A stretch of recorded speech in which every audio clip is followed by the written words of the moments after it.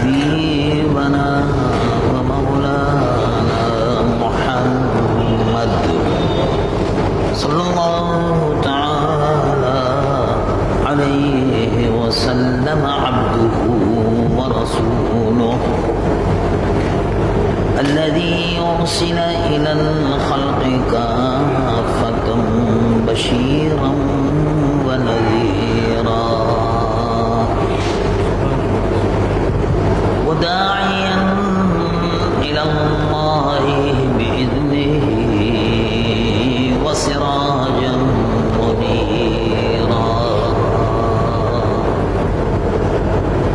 وبشر المؤمنين بأن لهم من الله فضلا كبيرا فهو الحبيب الذي ترجى شفاعته لكل هول من الأهوال مقتحم جاءت لدعوته الأشجار ساجدة تمشي إليه على ساق بلا قدم ومن تكن برسول الله نصرته إن تلقوا الأسد في آجامها تجيبي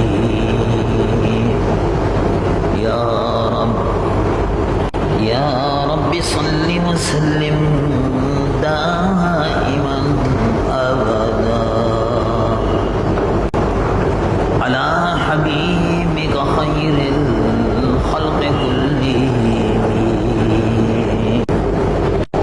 ومن تكن برسول الله نصرته إن تلقوا الأسد في آجامها تجيبي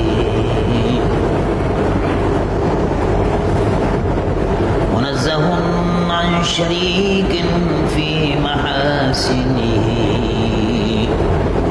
وجوهر الحسن فيه غير منقسم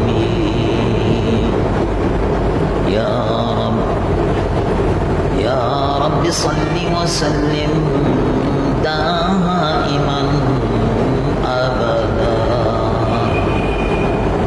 على حبيبك خير الخلق كلهم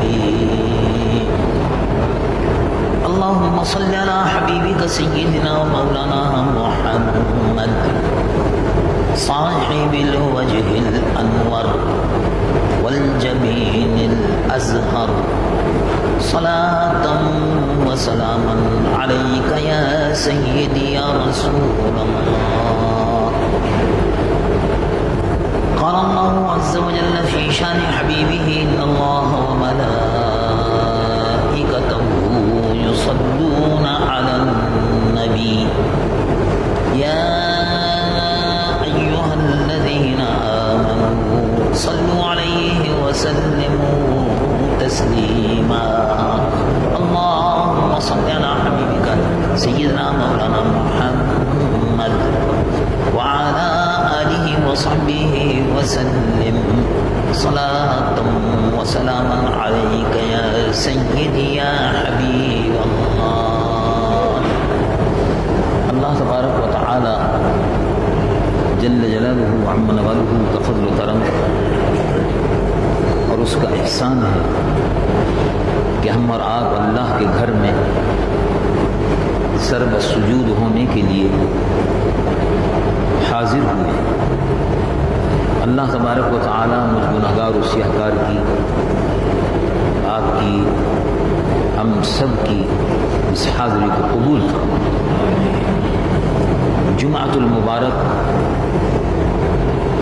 کے سلسلے میں اللہ رب العالمین کی جو رحمتیں، جو برکتیں اور جو نعمتیں نازل ہو رہی ہیں، اللہ تبارک و تعالیٰ اس میں ہم سب کو حصہ عطا فرمائے. آمین. قرآن مجید فرقان حمید میں اللہ رب العالمین جل جلالہ و عظم والہ نے اہل ایمان کا، ان کی خوبیوں کا اور ان کے عزم اور استقلال کا اور ان کی پامردی، جمع مردی، ایثار و قربانی کا جو صلہ، جو بدلہ دنیا میں عطا فرماتا ہے اس کا بھی، اور آخرت میں جو درجات کی بلندی اور نجات عطا فرماتا ہے اس کا ذکر قرآن مجید فرقان حمید میں ارشاد فرمایا۔ یعنی وہ لوگ کہ جو ایمان لائے اور ایمان لانے کے بعد اللہ کے پیارے محبوب حضور پرنور سید العالمین محمد الرسول اللہ صلی اللہ تعالی علیہ وسلم کے حکم کی تعمیل میں اپنی جانوں کا نذرانہ پیش کیا، اپنے ایمان پر ثابت قدم رہے، اپنے ایمان پر کسی قسم کی سودے بازی نہیں کی، اور اللہ رب العالمین جل جلالہ و عظم والہ کے محبوب صلی اللہ علیہ وسلم کے فرمان کے مطابق اپنی جانوں کا نذرانہ پیش کرتے رہے۔ جان کی اور مال کی قربانیاں اسلام کے فروغ کے لیے، رسول اللہ صلی اللہ علیہ وسلم کے لائے ہوئے دین کی بالادستی کے لیے، برتری کے لیے، اس کے غلبے کے لیے اور اس کو غالب کرنے کے لیے جد و جہد جو لوگ کرتے رہے، اللہ رب العالمین نے ان کو رحمت و رضوان کی، اپنی رضا کی خوشخبری دنیا میں عطا فرمائی، اور آخرت میں بھی اللہ رب العالمین نے ان کو جنت کے حاصل ہونے کی بشارت قرآن مجید فرقان حمید میں عطا فرمائی۔ وہ مقدس جماعت کہ جس کو حضور پرنور سید العالمین محمد الرسول اللہ صلی اللہ تعالی علیہ وسلم کی مقدس جماعت ہونے کا شرف حاصل ہے، اس مقدس جماعت کو صحابہ کی مقدس جماعت کے نام سے یاد کرتے ہیں، جنہوں نے حضور پرنور صلی اللہ علیہ وسلم کی ذات اقدس پر اپنے ایمان لانے کا اعلان کیا، حضور پرنور صلی اللہ علیہ وسلم کی تعلیمات کو دل اور جان سے قبول کیا، اسلام کے نور سے اپنے دلوں کو روشن کیا، اور اپنی آنکھوں سے رسول اللہ کے دیدار پر انوار سے اپنی آنکھوں کو مشرف کیا، ایمان پر ثابت قدم رہے۔ ایسے لوگوں کو صحابہ کہتے ہیں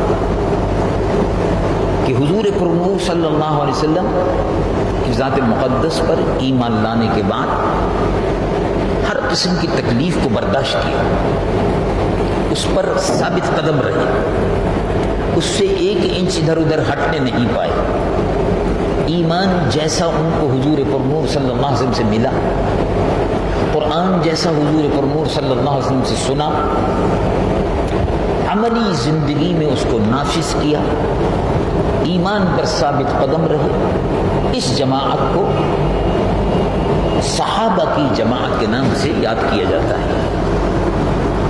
اسی مقدس جماعت میں جب انہوں نے حضور پرنور صلی اللہ علیہ وسلم کی سیرت طیبہ اور حضور پرنور صلی اللہ علیہ وسلم کے حکم کی تعمیل میں اپنے مال کی اور جان کی، اعزاء اور اقارب اور اولاد کی کوئی پرواہ نہیں کی، اس مقدس جماعت کو جو صحابہ کی مقدس جماعت کہلاتی ہے، اللہ تبارک و تعالی نے جنت کی خوشخبری اور بشارت دی، اور قرآن مجید و فرقان حمید کی متعدد آیات طیبات میں حضور پرنور صلی اللہ علیہ وسلم کے صحابہ کا تذکرہ بڑے شاندار اور بڑے پیارے الفاظ میں ان کو بشارت دیتے ہوئے اللہ رب العالمین ذکر فرماتا ہے. اور اس کا مقصد یہ ہے کہ لوگ صحابہ رضوان اللہ علیہم اجمعین کی عملی زندگی کو دیکھیں کہ انہوں نے کس طرح سے کسی چیز کی پرواہ نہیں کی، اسلام کو جس طرح سے رسول اللہ سے حاصل کیا اس پر اسی طرح سے عمل کر کے دکھایا. سر منہ تعلیمات رسول میں فرق نہیں آنے دیا. زندگی کے ہر موڑ پر، ہر سانس پر، ہر قدم پر، ہر نفس پر رسول اللہ صلی اللہ علیہ وسلم کے لیے اپنی جانوں کا نذرانہ، اپنی مال کا نذرانہ پیش کرتے رہے. یہی وہ مقدس جماعت ہے جس کی تعریف اللہ رب العالمین قرآن میں فرماتا ہے. اور ان میں جہاں ایک طرف صحابہ کی عظیم مقدس جماعت ہے، ان میں 10 ایسے منتخب افراد ہیں کہ جن کو اللہ کے محبوب حضور پرنور صلی اللہ علیہ وسلم نے واشگاف الفاظ میں ارشاد فرمایا کہ تم جنتی ہو. ان کو عشرہ مبشرہ، وہ 10 صحابہ رضوان اللہ علیہم اجمعین بزرگ صحابہ کہ جن کو حضور پرنور صلی اللہ علیہ وسلم نے اپنی زبان مبارک سے جنت کی بشارت عطا فرمائی. ان میں سب سے پہلے سیدنا ابو بکر صدیق رضی اللہ عنہ، ارشاد فرمایا ابو بکر فی الجنہ، ابو بکر جنتی. پھر ارشاد فرمایا عمر فی الجنہ، عمر جنتی. پھر ارشاد فرمایا عثمان فی الجنہ، عثمان جنتی. پھر ارشاد فرمایا علی جنتی ہے. پھر ارشاد فرمایا سعد بن ابی وقاص جنتی، زبیر بن العوام جنتی ہے. اس طرح سے 10 عظیم المرتبہ صحابہ تھے جن کو عشرہ مبشر بالجنہ، وہ 10 جن کو جنت کا مژدہ عطا ہوا. یہ صحابہ کی مقدس جماعت میں سب سے پہلے اولین صحابہ ہیں جن کو جنت کی بشارت دی گئی. پھر اس کے بعد بدر کے میدان میں صحابہ کی مقدس جماعت 313 جنہوں نے بدر کے میدان میں عملی طور پر حصہ لیا. اللہ رب العالمین جل جلالہ وعظم نوالہ کے محبوب صلی اللہ علیہ وسلم نے ان کو بھی بشارت عطا فرمائی، ان کے لیے علیحدہ بشارت ہے. اعملوا ما شئتم، بدر میں شرکت کرنے والوں جنہوں نے بدر کے جہاد میں عملی حصہ لیا، اعملوا ما شئتم، جو چاہو کرو، فقد غفر اللہ لکم، اللہ نے تمہاری مغفرت فرمائی. اللہ تبارک و تعالی نے ان کی مغفرت فرما دی.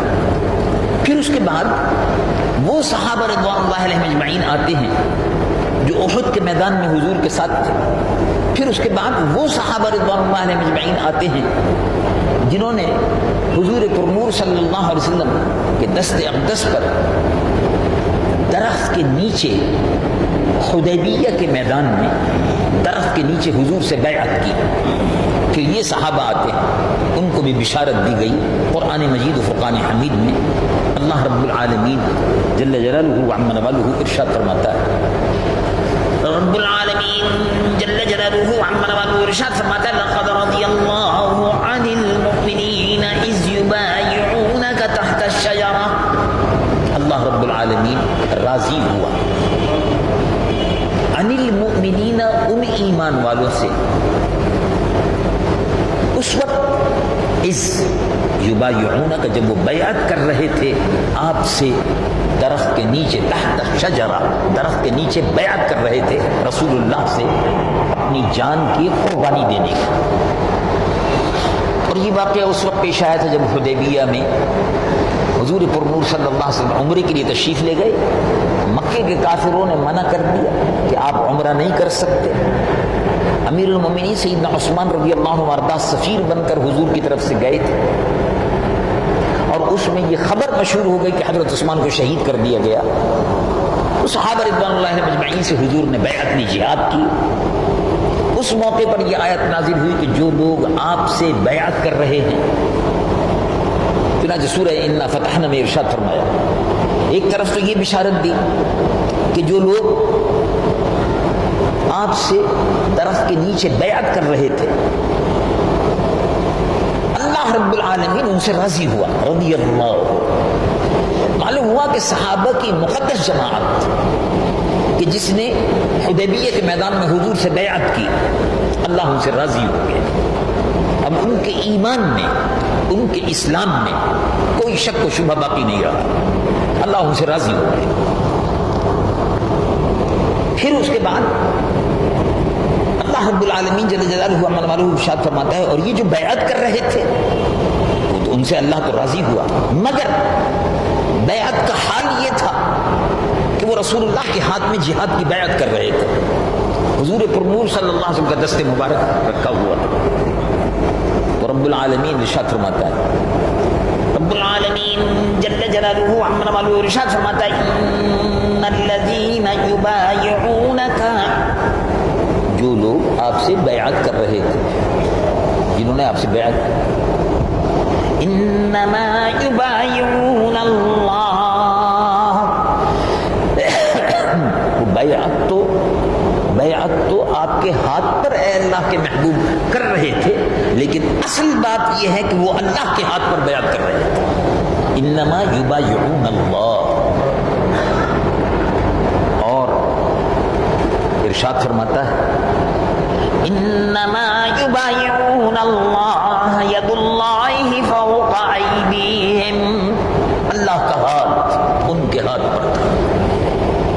بظاہر تو رسول اللہ کے دست مبارک پر وہ لوگ بیعت کر رہے تھے، لیکن اللہ رب العالمین کے یہاں ان صحابہ کا، بیعت کرنے والے صحابہ کا، جن کی تعداد 1500 اور بعض روایات میں 1600، بہرحال 1500-16 کے درمیان میں، بعض حضرات نے 1800 کے قریب بھی لکھا ہے، لیکن بہرحال زیادہ تر روایات یہی ہیں کہ 1500 کے قریب صحابہ تھے جنہوں نے بیعت حدیبیہ کے میدان میں کی، درخت کے نیچے۔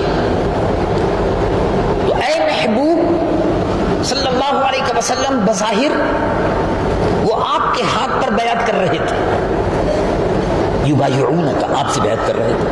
اصل بات یہ ہے کہ وہ اللہ کے دست حق پرست پر بیعت کر رہے تھے، دست مبارک پر بیعت کر رہے تھے۔ اللہ کا تو کوئی ہاتھ نہیں ہوتا، اللہ تبارک و تعالی جسم اور جسمانیت سے پاک ہے، کوئی جسم نہیں،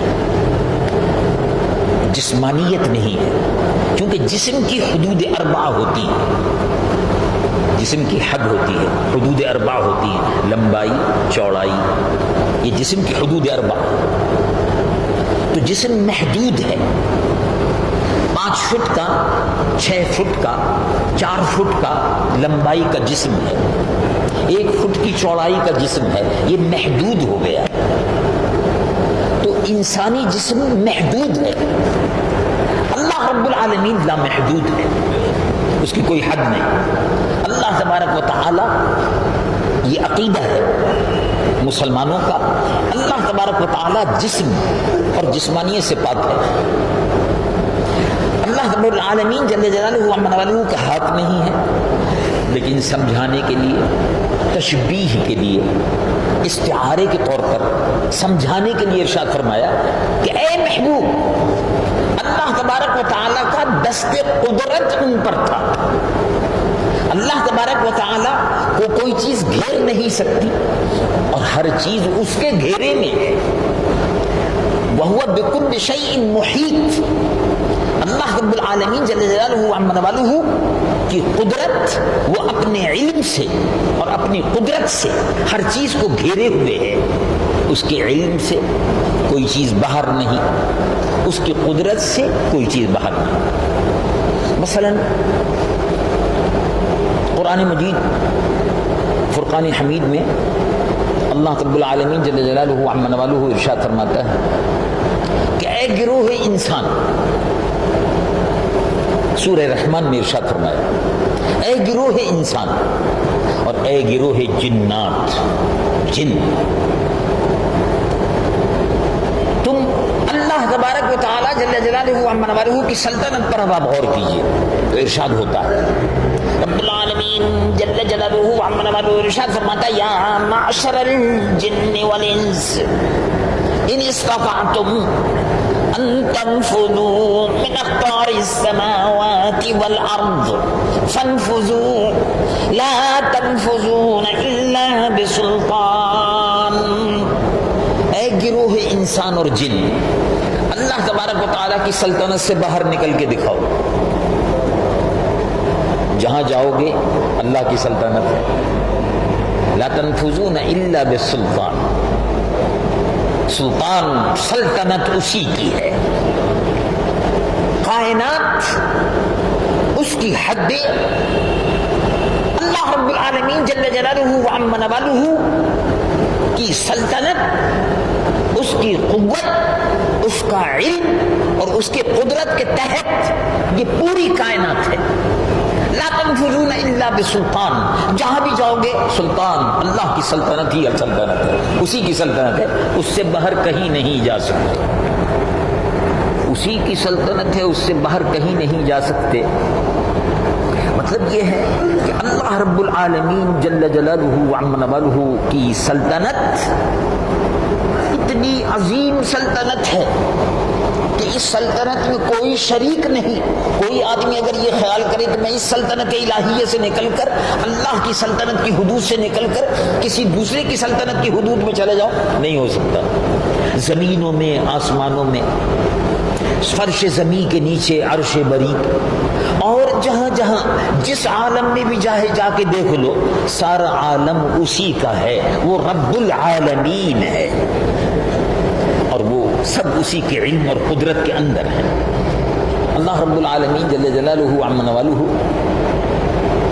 نے قرآن مجید و فرقان حمید میں اس مضمون کو بیان فرمانے کے بعد ارشاد فرمایا کہ اللہ تبارک و تعالی جل جلالہ و عز وجل کہ محبوب صلی اللہ علیہ وسلم جو بیعت لے رہے تھے تو لوگوں نے دیکھا کہ رسول اللہ کا ہاتھ صحابہ کے ہاتھ پر ہے۔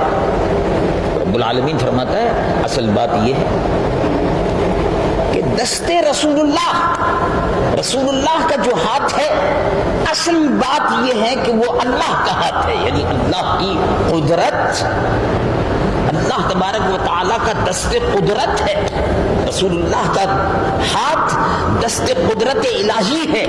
تو جس نے رسول اللہ کے ہاتھ پر بیعت کی، اس نے اللہ رب العالمین کے دست پرست پر بیعت کی، دست قدرت پر بیعت کی، یعنی رسول اللہ کا ہاتھ، اللہ رب العالمین یہ فرما رہا ہے کہ یہ ہمارے محبوب کا ہاتھ اصل میں ہمارا ہی ہاتھ ہے۔ تو جس نے رسول اللہ کے دست مبارک پر بیعت کی وہ عظیم المرتبت لوگ ہیں، رسول اللہ کے صحابہ، انہی عظیم المرتبت صحابہ میں امیر المؤمنین سیدنا عمر ابن الخطاب رضی اللہ عنہ وارضہ، پہلے خلیفہ راشد حضرت ابوبکر صدیق تھے، دوسرے خلیفہ راشد حضرت عمر فاروق تھے، تیسرے خلیفہ راشد امیر المؤمنین سیدنا عثمان تھے، چوتھے خلیفہ راشد امیر المؤمنین سیدنا علی المرتضی تھے، اور بعض علماء کرام نے سیدنا عمر ابن عبد العزیز رضی اللہ عنہ وارضہ کو بھی خلیفہ راشد میں شمار کیا۔ حضرت سیدنا عمر رضی اللہ عنہ وارضہ اسی ماہ مبارک میں ذی الحج میں آپ کی شہادت کا واقعہ رونما ہوا۔ حضرت عمر رضی اللہ عنہ وارضہ حضور پر نور صلی اللہ علیہ وسلم کے جلیل القدر صحابی تھے، خلیفہ رسول اللہ صلی اللہ علیہ وسلم تھے، اسلام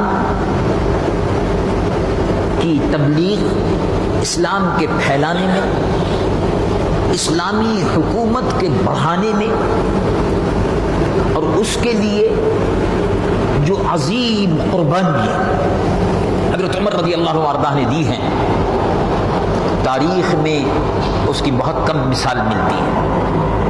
چنانچہ حضرت عمر رضی اللہ عنہ وارضا کی شہادت کا جو واقعہ ہے، نماز فجر پڑھانے کے لیے کھڑے ہوئے اور ایک ایرانی شخص تھا، اس کا نام تھا فیروز، وہ مسجد میں صف اول میں پہنچ گیا، زہریلا خنجر تھا، جیسی نماز شروع ہوئی اس نے فوراً خنجر سے حملہ کر دیا۔ حضرت عمر رضی اللہ عنہ وارضا، ذی الحج کا یہ آخری عشرہ تھا، خون بہتا رہا، اور آپ نے اس وقت فرمایا الصلاۃ، نماز پوری کرو، میرا قاتل مسلمان تو نہیں ہے؟ کہا کہ نہیں، آپ کا قاتل مسلمان نہیں ہے۔ نماز پوری ہوئی، آپ کو لے کر گئے، 2 روز موت و حیات کی کشمکش تھی، خون بڑی کثرت سے نکل گیا، زہر پھیل گیا تھا۔ یکم محرم کو آپ کا وصال ہوا۔ یہ تو مختصر سی تاریخ تھی۔ حضرت عمر رضی اللہ عنہ وارضا بڑے شہزور پہلوان تھے، حضور پرنور صلی اللہ علیہ وسلم کے بدترین قسم کے مخالفین میں سے تھے۔ رسول اللہ صلی اللہ علیہ وسلم کی ذات مبارکہ سے سخت ترین نفرت کرتے تھے۔ اللہ کے محبوب صلی اللہ علیہ وسلم کے سلسلے میں بدگمانی لیے ہوئے برے ارادے سے جا رہے تھے۔ راستے میں ایک صاحب مل گئے، مکہ معظمہ میں ابتدائی دور ہے، حضرت عمر فاروق بھی پہلوان ہیں، نوجوان ہیں، اور قریش کے بڑے ممتاز گھرانے سے تعلق رکھتے تھے، صاحب جائیداد، اونٹ، مویشی، مال کثرت سے تھا۔ حضرت عمر رضی اللہ عنہ وارضا سے ان صاحب نے پوچھا کہاں جا رہے ہیں آپ؟ کہا کہ وہ محمد صلی اللہ علیہ وسلم نے مکے والوں پر زندگی تنگ کر دی ہے، میں ان کا فیصلہ کرنے جا رہا ہوں۔ تو ان کا فیصلہ تو آپ بعد میں کریں گے، آپ پہلے اپنے گھر کا فیصلہ تو کر لیں۔ کہا کیا مطلب ہے؟ کیا مطلب ہے اس سے؟ کہا مطلب یہ ہے کہ آپ کی ہمشیرہ بھی مسلمان ہو گئی اور آپ کے بہنوئی بھی مسلمان ہیں، پہلے آپ یہ تو فیصلہ کریں پھر رسول اللہ کے پاس جائیے گا۔ وہ یہ کہتے ہوئے چلے گئے۔ اچھا، یعنی میرے گھر میں اسلام داخل ہو گیا؟ یہ تو یہ سمجھ رہے تھے کہ اسلام کو ختم کر دیں گے، معاذ اللہ رسول اللہ کو ختم کرنے کے بعد اسلام کو ختم کر دیں۔ پہنچے، بہن کے گھر پر گئے، دروازے پر دستک دی، آواز کچھ آ رہی تھی، دروازہ کھلا اور جاتے کے ساتھ ہی بہن سے کہا تم کچھ پڑھ رہی تھی، آواز آ رہی تھی، اور مارنا شروع کر دیا۔ بہن کو جو مارا، خون بہنے لگا، بہنوئی بھی بیچ میں آئے، ان کو بھی مارا۔ پھر کچھ خیال آیا کہ بہن ہے، خاتون ہے، خون گر رہا ہے، بہنوئی کو بھی مارا ہے۔ انہوں نے کہا کہ آپ کیا کہنا چاہتے ہیں؟ کہا بتاؤ تم کیا پڑھ رہی تھی؟ کہا وہ آپ کے ہاتھ میں تو دے نہیں سکتی، اس لیے کہ لا یمسہ الا المطہرون، قرآن مجید و فرقان حمید کو جو آدمی پاک ہو، بابوضو ہو، وہی ہاتھ لگا سکتا ہے۔ سنا سکتی ہوں آپ کو۔ انہوں نے پڑھنا شروع کر دیا۔ طٰہٰ، سورہ طٰہٰ 16ویں سپارے میں ہے، سورہ طٰہٰ، ما انزلنا علیک القرآن لتشقیٰ۔ اس کی تلاوت جب ہمشیرہ نے اور بہنوئی صاحب نے شروع کی،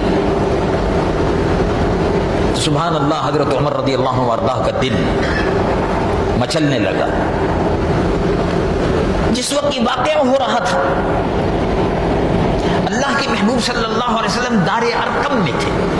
دار ارقم حضرت ارقم ابن الارقم ایک صحابی ہیں رضی اللہ عنہ. ان کے مکان میں حضور پر نور صلی اللہ علیہ وسلم اس زمانے میں مسلمانوں کا یہ خفیہ مرکز تھا. کافر مسلمانوں کی تلاش میں رہتے تھے، مارتے تھے، اذیتیں دیتے تھے. یہ خفیہ مرکز تھا، علانیہ کوئی کام نہیں ہو رہا تھا. اس لیے کہ بہرحال مکے پر کافروں کا قبضہ تھا، مشرکین کی حکومت تھی اور وہ جانی دشمن تھے. دار الارقم ابن ارقم میں حضور پر نور صلی اللہ علیہ وسلم کے دست مبارک اٹھے ہوئے تھے. اے اللہ، اس وقت مکہ معظمہ میں دو عمر ہیں، دونوں میں سے کسی ایک کے دل کو اسلام کے لیے پھیر دے. سبحان اللہ. اللہ کے محبوب صلی اللہ علیہ وسلم کی دعا شرف قبولیت پاتی ہے. حضرت عمر رضی اللہ عنہ وارضہ ادھر قرآن سن رہے تھے، دل پلٹا. اسی وقت وہاں سے چلے، تلوار جو تھی اس کو نیام میں داخل کر دیا. چلے، دروازے پر دستک دی. ارقم ابن الارقم کے مکان کا ان کو معلوم تھا. دروازے پر دستک دی. سیدنا امیر حمزہ اندر تھے، حضور پر نور صلی اللہ علیہ وسلم بھی اندر تھے. دروازہ بند رہتا تھا. جھانک کر صحابہ نے دیکھا، کہا عمر آئے ہوئے ہیں. اللہ کے محبوب صلی اللہ علیہ وسلم نے ارشاد فرمایا دروازہ کھول دو. حضرت عمر رضی اللہ عنہ وارضاہ جیسے ہی دروازہ کھلا، حضور پر نور صلی اللہ علیہ وسلم کے قدموں میں آ کر گر پڑے. کہا اے اللہ کے محبوب، کلمہ شریف پڑھائیے. عمر اسلام قبول کرتا ہے. اللہ اکبر کی فضا سے مکہ معظمہ کی صدائیں گونج رہی تھی. مسلمانوں کی خوشی کی حد نہ رہی. حضرت عمر رضی اللہ عنہ وارضہ نے فرمایا کہ اب ہم کو چھپ کر نماز پڑھنے کی ضرورت نہیں ہے، میں کعبے میں جا کر نماز پڑھوں گا، دیکھتا ہوں کون کافر مجھ کو روکتا. یہ حضرت عمر رضی اللہ عنہ وارضہ کے اسلام قبول کرنے سے اسلام کو، مسلمانوں کو ایک نئی تقویت، ایک نئی قوت مکہ معظمہ میں ملی. 13 برس مسلمانوں نے بڑی سخت تکلیف میں مکہ معظمہ میں گزارے، جن میں 3 سال تک شعب ابی طالب میں بائیکاٹ بھی تھا. مسلمانوں کا پانی، کھانا پینا، کاروبار تجارت سب بالکل بائیکاٹ مکمل، جس کو کہتے ہیں مکمل بائیکاٹ. اور قدم قدم پر مسلمانوں کے لیے مشکلات تھی. ایسے میں حضرت عمر رضی اللہ عنہ وارضہ کا علانیہ طور پر اسلام کو قبول کرنا اور اعلان کرنا مسلمانوں کی تقویت کا باعث بنا. حضور پر نور صلی اللہ علیہ وسلم نے جب مدینہ منورہ ہجرت فرمائی تو حضرت عمر رضی اللہ عنہ وارضہ بھی مدینہ منورہ کی طرف ہجرت فرما گئے. صحابہ رضوان اللہ علیہم اجمعین نے مکے سے ہجرت ایمان کو بچانے کے لیے کی تھی. ایمان کو بچانے کے لیے، پلاٹوں کے لیے، پرمٹوں کے لیے، مکانوں کے لیے اور جائیدادوں کے لیے ہجرت نہیں کی تھی. اللہ اور اللہ کے رسول کی محبت نے مکہ معظمہ میں اپنے مال اور اولاد کو چھوڑ کر جس کو دل چاہا، جس نے چاہا اپنے ایمان کی سلامتی اور تحفظ، مدینہ منورہ اور حبشے کی طرف ہجرت کر گئے. امیر المومنین سیدنا عمر رضی اللہ عنہ وارضہ بھی انہی میں سے تھے. 13 برس حضور نے مکہ شریف میں گزارے اور 10 برس حضور پر نور صلی اللہ علیہ وسلم نے مدینہ منورہ شریف میں گزارے. اس پورے عرصے میں اگر آپ دیکھیں مدینہ منورہ کی مدنی زندگی میں ہر مہینے کافروں کی طرف سے، قبائل کی طرف سے مدینہ منورہ پر مسلمانوں پر حملے ہوتے تھے کہ مسلمانوں کی حکومت مضبوط نہ ہونے پائے. لیکن مدینہ منورہ میں اللہ کے محبوب صلی اللہ علیہ وسلم نے مدینہ منورہ میں ایک مسلمانوں کی اسلامی ریاست کی بنیاد رکھ دی. مسلمانوں کی حکومت قائم ہو گئی. اللہ کے محبوب صلی اللہ علیہ وسلم نے مسلمانوں کی حکومت قائم فرما دی. مدینہ منورہ میں منافقین بھی تھے، مدینہ منورہ میں یہودی بھی تھے، مدینہ منورہ میں مشرکین بھی تھے، منافقین بھی تھے، مشرکین بھی تھے، یہودی بھی تھے، ان کے ہوتے ہوئے مسلمانوں نے اتنی قوت اور طاقت پکڑ لی کہ مدینہ منورہ میں رسول اللہ نے مسلمانوں کی ریاست قائم فرما دی۔ بدر کے میدان میں کافروں کو شکست ہوئی، حدیبیہ کے بعد بدر کے میدان میں کافروں کو شکست ہوئی، پھر اس کے بعد غزوہ احد میں کافروں کو شکست ہوئی، پھر اس کے بعد حنین میں، خندق میں، ہر جگہ کافروں کو شکست ہوتی رہی، تاکہ مسلمانوں کی حکومت مضبوط سے مضبوط تر ہو گئی۔ جب حضور پر نور صلی اللہ علیہ وسلم نے وصال فرمایا تو سلطنت قائم ہو چکی تھی۔ ابو بکر صدیق رضی اللہ عنہ وارضہ کو خلیفہ منتخب کر لیا گیا۔ سقیفہ بنی ساعدہ میں رسول اللہ صلی اللہ علیہ وسلم کے صحابہ جمع ہوئے، ابو بکر صدیق کو خلیفہ منتخب کیا، پھر مسجد نبوی میں اعلان ہوا، اور مسجد نبوی میں رسول اللہ کے صحابہ رضوان اللہ علیہم اجمعین نے حضرت ابو بکر صدیق رضی اللہ عنہ وارضہ کی امامت اور خلافت کا اقرار کیا۔ حضرت ابو بکر صدیق کی خلافت کے واقعات آپ سنتے رہے۔ حضرت ابو بکر صدیق کی خلافت 2 سال کچھ مہینے رہی، اور اس کے بعد ابو بکر صدیق نے وصال فرمایا۔ ابو بکر صدیق رضی اللہ عنہ وارضہ کے بعد حضرت عمر مسلمانوں کے خلیفہ منتخب ہوئے۔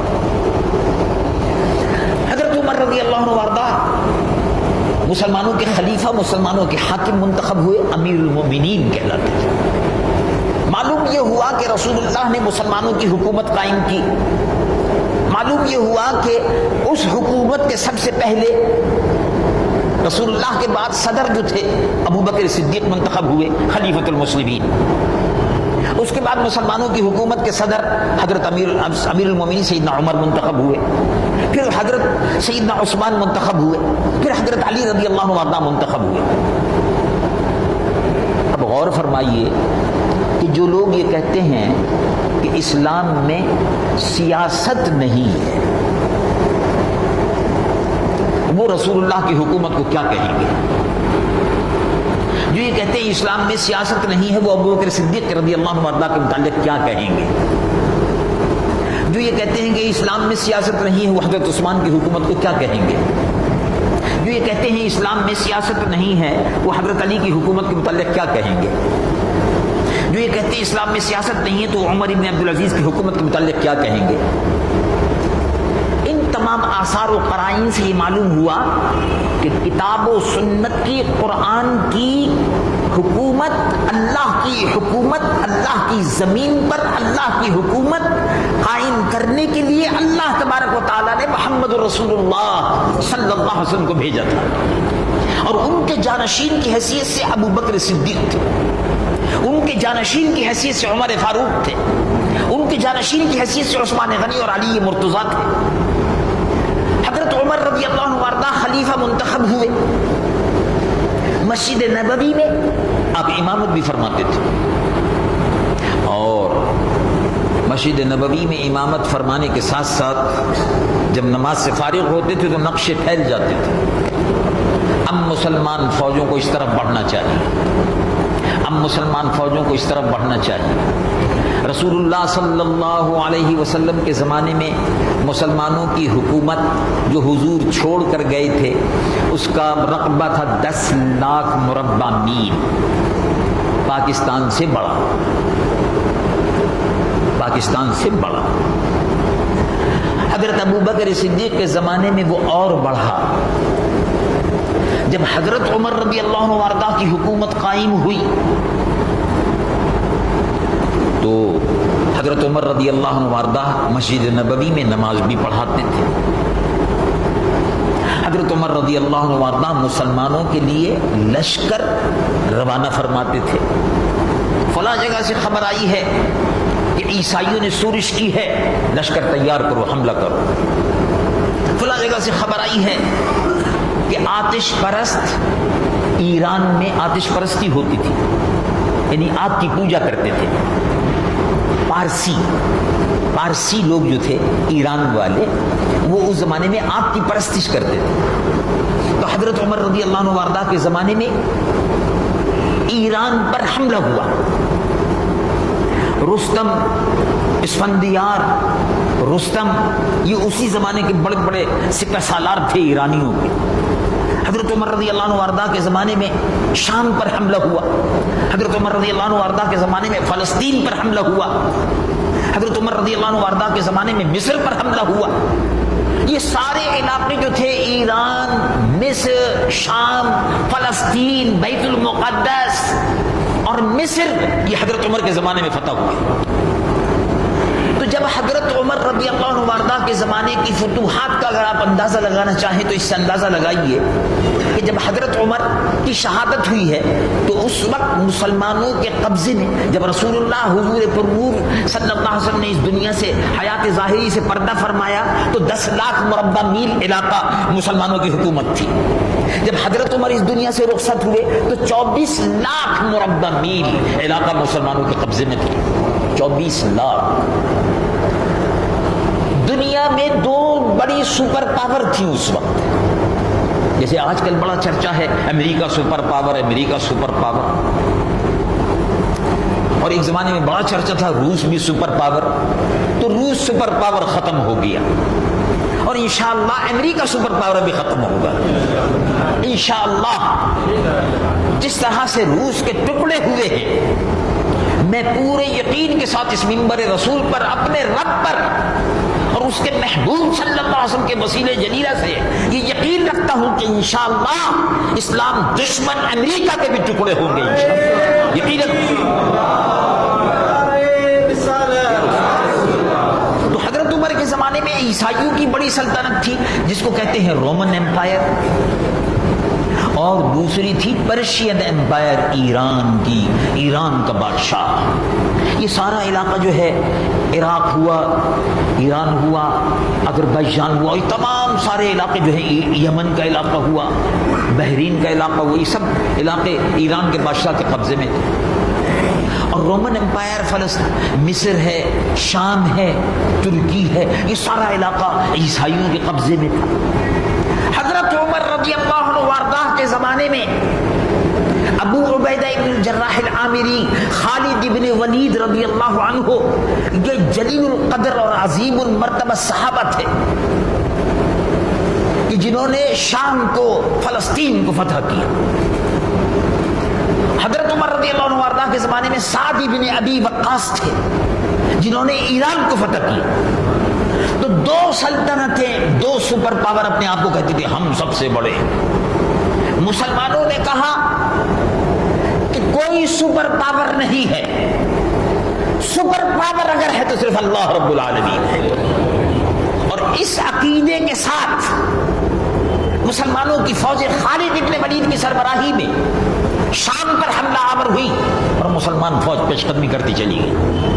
اسی عقیدے کی حامل سعد ابن ابی وقاص رضی اللہ عنہ وارضہ، یہ بڑے جلیل القدر صحابی تھے۔ سعد ابن ابی وقاص، انہوں نے ایران کو فتح کیا۔ یہ سعد ابن ابی وقاص ایسے عظیم المرتبہ صحابی تھے کہ جنہوں نے حضور پرنور صلی اللہ علیہ وسلم جب احد کے میدان میں رسول اللہ صلی اللہ علیہ وسلم پر تیروں کی بارش ہو رہی تھی تو حضرت سعد سامنے آ کر کھڑے ہو گئے۔ حضور پرنور صلی اللہ علیہ وسلم آپ کو تیر دیتے تھے اور فرماتے تھے ارمے یا سعد، سعد تیر اندازی کرو، فدا کا ابی و امی، میرے ماں باپ تجھ پر قربان۔ یہ وہ عظیم و مرتبہ صحابی ہیں جن کو یہ شرف حاصل ہے کہ تمام صحابہ تو یہ کہتے تھے کہ یا رسول اللہ میرے ماں باپ آپ پر قربان ہوں۔ سعد ابن ابی وقاص کو یہ مرتبہ ملا کہ رسول اللہ خود فرماتے تھے میرے ماں باپ تجھ پر قربان صلی اللہ علیہ وسلم رضی اللہ عنہ۔ یہ سعد ابن ابی وقاص ہیں، اتنے عظیم المرتبہ فاتح ہیں کہ انہوں نے ایران کی عظیم الشان 1500 سالہ بادشاہت کے پرچے اڑا دیے۔ بڑے بڑے پہلوان، اور رستم کمانڈر ان چیف کا نام تھا، ایرانی فوج کے کمانڈر ان چیف کا نام رستم تھا۔ رستم کی ناش ہے گھوڑوں کے تلے، گھوڑوں کے پاؤں تلے رگیدی جا رہی تھی، روندی جا رہی تھی۔ مسلمان فوج فاتحانہ طور پر ایران کے قلعوں پر قابض ہوتی تھی، ایران کے دارالسلطنت مدائن پر قبضہ کر چکی تھی۔ اسی زمانے کا واقعہ ہے. ابن خلدون نے اس کو ذکر کیا کہ جب ایران کے دارالسلطنت پر مسلمان فوجی حملہ آور ہو رہی تھی، درمیان میں پل تھا، دریا بہتا تھا، دریائے دجلہ اور فرات، یہ سب اس علاقے میں بہتے تھے. ایرانی فوجوں نے پل توڑ دیا، مسلمان فوجیں بڑھ رہی تھی، دیکھا دریا بیچ میں آ گیا، کیا کرنا چاہیے؟ سعد بن ابی وقاص نے فرمایا ہم اللہ کا کلمہ بلند کرنے کے لیے لا الہ الا اللہ محمد رسول اللہ صلی اللہ علیہ وسلم کا پرچم بلند کرنے کے لیے نکلے ہیں. دنیا کی کوئی غرض ہمارے لیے نہیں ہے، ہم رسول اللہ کے دین کو سر بلند کرنے کے لیے اٹھے. ہر شخص ایک دوسرے کا ہاتھ پکڑ لے، ہر شخص جتنے فوجی ہیں ایک دوسرے کا ہاتھ پکڑ لو اور اللہ اکبر کہتے ہوئے، بسم اللہ پڑھتے ہوئے دریا میں کود پڑو. ادھر ایرانی فوجیں دیکھ رہی تھی کہ پل اتنا عظیم الشان پل، جتنا بڑا دریائے سندھ کا پاٹ ہے، اتنا بڑا کشتیوں کا جو پل تھا وہ ایرانی تباہ کر چکے تھے. اتنے عظیم الشان دریا کو عبور کرنا. اب وہ دیکھ رہے ہیں کہ مسلمان دریا کے اندر سے نکلتے ہوئے، جس میں 3 ہاتھی اگر ہو تو ڈوب جائیں، 3 ہاتھیوں کے برابر پانی، تو مسلمان ہاتھ میں ہاتھ پکڑے ہوئے، جو گھوڑوں پر سوار تھے وہ گھوڑوں پر، جو پیدل چل رہے تھے وہ پیدل، اس طرح سے پورے دریا کو عبور کر لیا. تو ایرانی فوجوں نے کہا اب ہم ان کا مقابلہ نہیں کر سکتے، اور اس کے بعد پورا ایران مسلمانوں نے فتح کر لیا. تو وہ لوگ جو یہ دعوے کرتے تھے کہ ہم سپر پاور ہیں، مسلمان فوجوں نے ان سپر پاور کے غرور کو توڑ دیا اور ان سلطنتوں کو فتح کر لیا. ایران، رومن امپائر، عیسائیوں کی سلطنت، ان سب کو مسلمان رومتے ہوئے چلے گئے. امیر المومنین سیدنا عمر رضی اللہ عنہ وارضاہ کو اطلاع دی گئی کہ بیت المقدس فتح نہیں ہو رہا. بیت المقدس جو آج یہودیوں کے قبضے میں ہے، یہ حضرت عمر کے زمانے میں فتح ہوا. سپہ سالار نے اطلاع دی کہ اے عمر، بیت المقدس فتح نہیں ہو رہا. تو وہ مسلمان جہاد پر یقین رکھتے تھے، وہ مسلمان کافروں کے خلاف صف بندی کرتے تھے. کأنہم بنیان مرصوص، سیسا پلائی ہوئی دیوار کی طرح سے کفر کے خلاف متحد تھے. اب دور کا مسلمان امریکہ، برطانیہ اور یہودیوں کا خوشامدی بن گیا. مسلمان حکمران اپنا اقتدار بچانے کے لیے امریکہ اور برطانیہ کے خوشامدے کرتے ہیں اور اپنے فیصلے برطانیہ اور امریکہ سے کرواتے ہیں. لیکن اس زمانے میں مسلمان اپنے فیصلے قرآن اور سنت رسول اللہ سے کراتے تھے. یہ ان کی کامیابی کا سب سے بڑا راز تھا. وہ کہا حضور بات اصل میں یہ ہے کہ بیت المقدس کا محاصرہ مہینے بھر سے زیادہ ہو گیا، بیت المقدس فتح نہیں ہو رہا. مسجد اقصی جہاں رسول اللہ صلی اللہ علیہ وسلم نے 1,24,000 انبیاء و مرسلین کی امامت فرمائی، وہ عیسائیوں کے قبضے سے اس کو آزاد کرانا، یہودیوں کی چیرہ دستیوں سے اسے آزاد کرانا. مسلمان فوج حملہ آور ہو رہی ہے، قلعہ بند ہے، فتح نہیں کر سکتی. بڑا مضبوط عیسائیوں نے حصار بنا رکھا تھا. کہا حضور، انہوں نے یہ کہا ہے کہ جب تمہارا امیر تمہارا بادشاہ اگر آ جائے تو پھر ہم اس کو چابی دے سکتے ہیں، ورنہ ہم لڑیں گے، مریں گے، بیت المقدس پر قبضہ آپ کو نہیں دیں گے. اب چاہے مہینہ 2 مہینے گزر گئے ہیں، چاہے سال بھر آپ پڑے رہیں، ہمارے پاس خوراک ہر چیز موجود ہے، ہم قلعہ بند ہیں اور قلعہ بڑا محفوظ ہے، اندر آپ آ نہیں سکتے، تو ظاہر ہے اس زمانے میں ہوائی جہاز اور ٹینک اور توپیں اور راکٹ وغیرہ تو تھے نہیں، ظاہر ہے جب تک دروازہ قلعے کا نہ توڑا جائے اندر جا نہیں سکتے، قلعہ فتح نہیں ہو سکتا۔ حضرت عبیدہ ابن الجراح العامری سپہ سالار تھے مسلمانوں کے، انہوں نے خط لکھا مدینہ منورہ کہ اگر آپ تشریف لے آئیں تو عیسائی یہ کہتے ہیں، اور عیسائیوں کے بڑے بڑے پادری جو ہیں وہ بیچ میں ہیں، وہ کہتے ہیں کہ اگر آپ کا جو بادشاہ ہے وہ آ جائے، تو ہم نے ان سے کہا کہ ہمارے یہاں کوئی بادشاہ نہیں ہے، اسلام میں کوئی بادشاہت نہیں ہے، مسلمانوں میں اب جو بادشاہتیں بنی ہیں یہ تو اصل میں انگریزوں نے، امریکنوں نے مسلمانوں پر بادشاہتوں کو مسلط کر دیا، ورنہ اسلام میں بادشاہت کا کوئی تصور نہیں ہے، ہمارے یہاں کوئی بادشاہ نہیں ہے، امیرنا کرجل منا، ہمارا امیر جو ہے وہ ہم میں ہی سے ایک فرد ہے، تو ہم ان کو خط لکھتے ہیں۔ حضرت امیر المومنین سیدنا عمر رضی اللہ عنہ وارضہ مدینہ منورہ شریف میں ان کو خط بھیجا گیا، آپ نے اس کو پڑھا، صحابہ رضوان اللہ علیہم اجمعین نے آپ کے مشورہ دینے والے حضرت عثمان تھے، حضرت علی المرتضیٰ تھے، یہ بڑے بڑے جلیل القدر صحابہ مشورہ دینے والے تھے، تو انہوں نے کہا بالکل ٹھیک ہے، ہم خود بھی مسلمان خون خرابہ نہیں چاہتا، ہم خود بھی خون خرابہ نہیں چاہتے، اگر پرامن طریقے سے بیت المقدس فتح ہو جاتا ہے تو سبحان اللہ آپ کے تشریف لے جانے سے، اور کہا انہوں نے وعدہ کر لیا اگر آپ کے خلیفہ، جن کو آپ خلیفہ کہتے ہیں، اگر وہ یہاں آ جائیں تو ہم بیت المقدس کی چابیاں ان کے حوالے کر دیں گے۔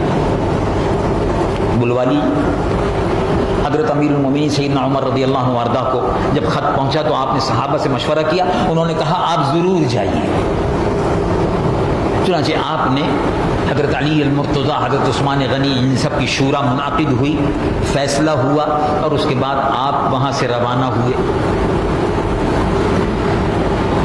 اس وقت حضرت عمر کی سلطنت میں ایران فتح ہو چکا تھا، شام فتح ہو چکا تھا، اور حجاز مقدس، یمن، یہ سارے علاقے، عراق، یہ سب فتح ہو چکے تھے، اتنی بڑی عظیم الشان سلطنت، اس کے حکمران اب ان کی سواری روانہ ہو رہی ہے،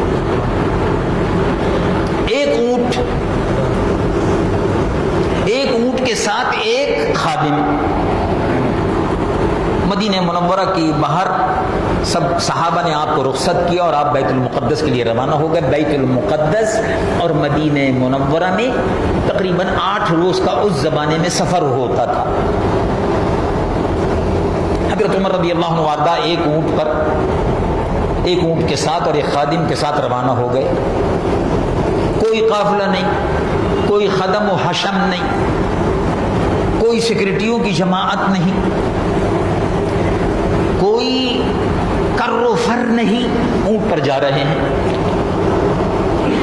خادم سے فرمایا کہ بھئی ہم نے اور تم نے وقت تقسیم کر لیا، آدھا وقت میں آرام کروں گا اونٹ پر اور آدھا وقت تم آرام کرنا۔ جب خادم کے آرام کا وقت ہوتا تو آپ اونٹ کی نکیل پکڑے ہوئے آگے چل رہے ہوتے، اور جب آپ کا وقت ہوتا تو خادم اونٹ کی نکیل پکڑے ہوئے چلتا ہوتا۔ راستے میں جب وقت آتا تو آرام سے روٹی، ستو، جو بھی انتظام ہوتا تھا آپس میں مل کر کرتے تھے۔ اتفاق دیکھیے، جب بیت المقدس قریب آیا تو ڈیوٹی خادم کی تھی، خادم کی ڈیوٹی یہ تھی کہ وہ آرام کرے، حضرت عمر کی ڈیوٹی یہ تھی کہ وہ نکیل پکڑ کے چلے۔ تو خادم نے کہا کہ حضور اب بیت المقدس قریب آ رہا ہے، عیسائی بھی استقبال کے لیے آئیں گے اور مسلمان، ہماری جو فوج ہے وہ بھی استقبال کے لیے آئے گی، تو حضور اب آپ اوپر تشریف رکھیں، میں چلتا ہوں اونٹ کو لے کر اور نکیل پکڑ کر۔ فرمایا نہیں، باری آرام کی تمہاری ہے، یہ ناانصافی نہیں ہوگی۔ حضرت عمر اونٹ کی نکیل پکڑے ہوئے ہیں اور چل رہے ہیں، جیسے ہی ہجوم آیا انہوں نے دیکھا، عیسائیوں نے مسلمانوں سے پوچھا کہ اونٹ کی نکیل پکڑے ہوئے کون آ رہے ہیں، اور کہا یہی حضرت عمر ہیں۔ تو انہوں نے کہا کہ ہماری کتابوں میں جو لکھا ہوا ہے اس کے مطابق یہی شخص ہے، اسی کو بیت المقدس کی چابی دی جائے گی۔ دیکھیے کس شان سے، کہنے والے نے کہا کہ دیکھیے کس شان سے امت کا امام آتا ہے، خود تو پیدل ہے، سواری پہ غلام آتا ہے۔ وہ خود پیدل چل رہے تھے، غلام سواری پر، خادم سواری پر تھا۔ حضرت عمر رضی اللہ عنہ کی اس کیفیت کو دیکھ کر عیسائیوں نے کہا کہ انہی لوگوں کی، انہی سادہ لوگوں کی، انہی اہل ایمان کی بشارت ہماری کتابوں میں لکھی ہے کہ جو شخص اس شان سے آئے گا اسی کا حق ہے کہ بیت المقدس کی چابیاں اس کے حوالے کر دی جائے۔ چنانچہ بیت المقدس بغیر کسی جدال و قتال کے فتح ہو گیا۔ حضرت عمر رضی اللہ عنہ وارضہ نے بیت المقدس میں پہلی مرتبہ اذان دلوائی۔ حضرت عمر رضی اللہ عنہ وارضہ نے پہلی مرتبہ بیت المقدس میں نماز جماعت کا اہتمام فرمایا۔ بیت المقدس فتح ہوا، اس کے بعد مصر فتح ہوا۔ مصر فتح ہوا، مصر کافروں کا، مشرکوں کا گڑھ تھا۔ مصر میں دریائے نیل بہتا تھا۔ دریائے نیل بالکل ایسے جیسے ہمارے یہاں دریائے سندھ ہے، ماشاءاللہ۔ اللہ تبارک و تعالیٰ پاکستان کے ان دریاؤں کو ہمیشہ آباد رکھے، اور عالمی اسلام کے بھی جتنے دریا ہیں، فرات ہے، دجلہ ہے، نیل ہے، ان سب کو بھی اللہ تعالیٰ آباد رکھے ہمیشہ۔ دریائے نیل بہتا تھا، لیکن سال میں بہنا بند ہو جاتا تھا۔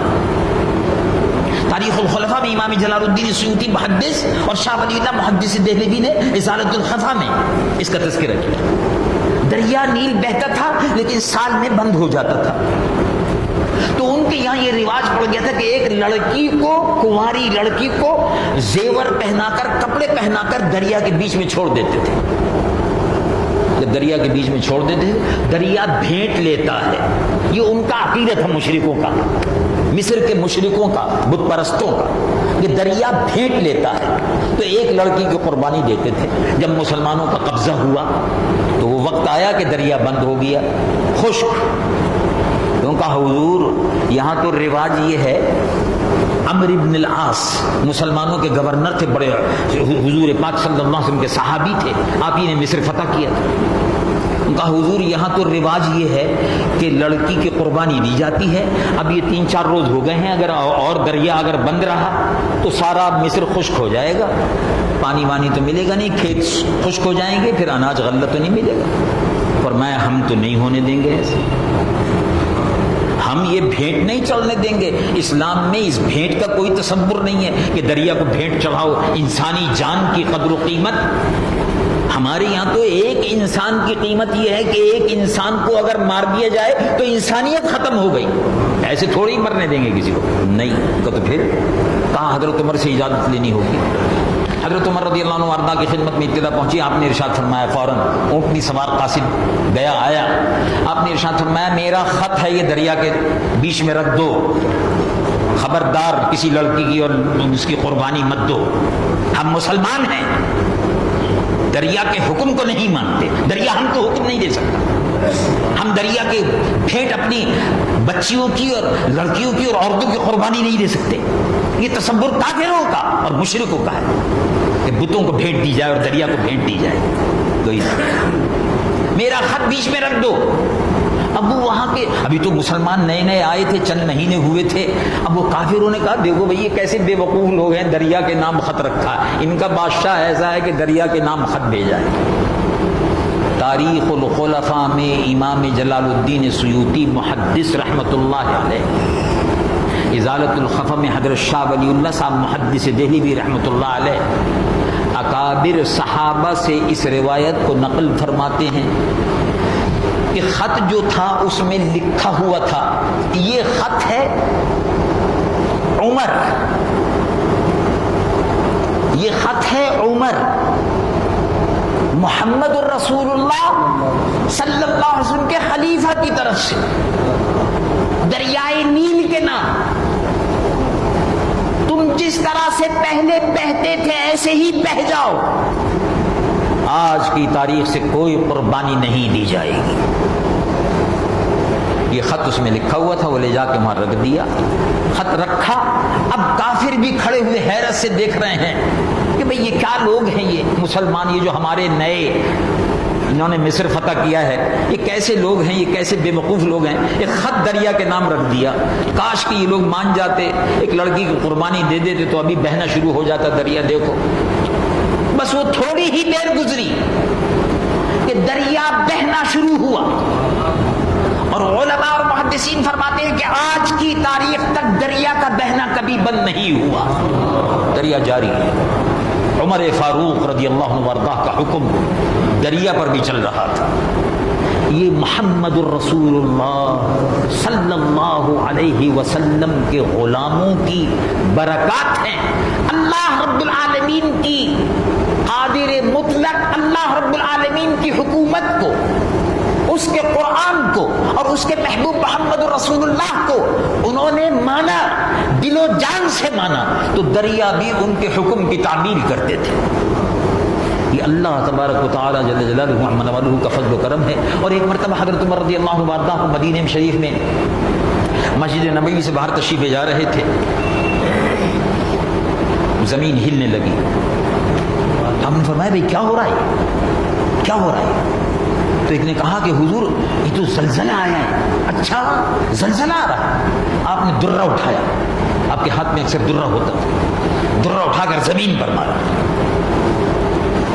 اور کہا کہ رسول اللہ کے غلام، ہم نے اس ملک میں عدل اور انصاف قائم کر دیا ہے، زلزلہ کیوں آ رہا ہے؟ زمین ٹھہر گئی، زلزلہ بند ہو گیا.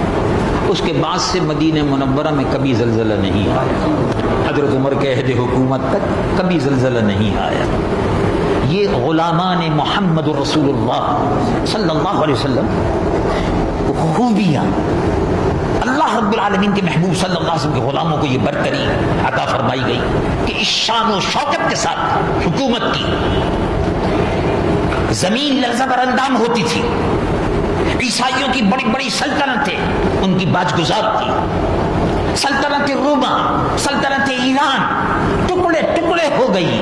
حضرت عمر رضی اللہ عنہ وارضہ اس شان سے حکومت کرنے کے بعد شہید ہوئے.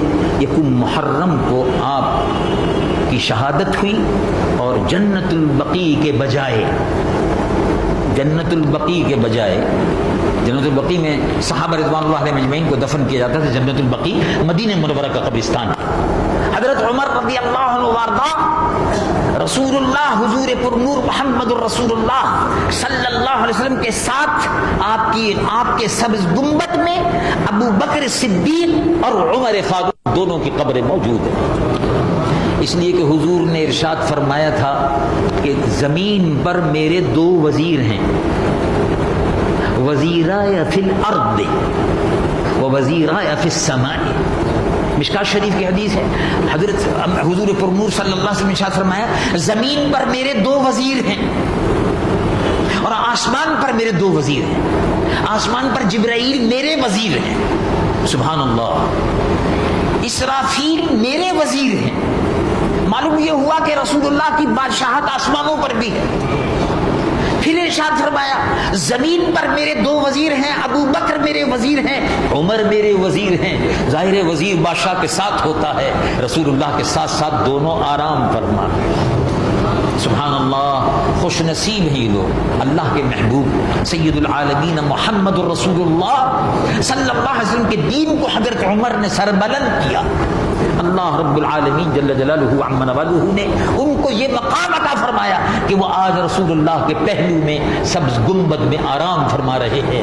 اور یہ امت جب جاتی ہے اپنے محبوب رسول صلی اللہ علیہ وسلم پر سلام عرض کرتی ہے تو ابو بکر صدیق اور عمر فاروق پر بھی سلام عرض کرتی ہے. اللہ تبارک و تعالی حضرت عمر فاروق رضی اللہ عنہ وارضہ کی مقدس سیرت پر عمل کی توفیق و سعادت عطا فرمائے. اور جس طرح سے انہوں نے اسلام کے غلبے کے لیے اسلامی حکومت کو توسیع دی، اللہ تبارک و تعالی پاکستان کی بھی ایسی حکمراں عطا فرمائے جو نظام مصطفیٰ صلی اللہ علیہ وسلم کی حکومت یہاں قائم کریں. ایسی حکومت اللہ ہم کو عطا فرمائے جو امریکہ، برطانیہ، عیسائیوں کو، یہودیوں کو اور ہندوؤں کو مسکت اور منہ توڑ جواب دے سکے اور اسلام کے غلبے کی جد و جہد کر سکے. وآخر دعوانا الحمدللہ رب العالمین.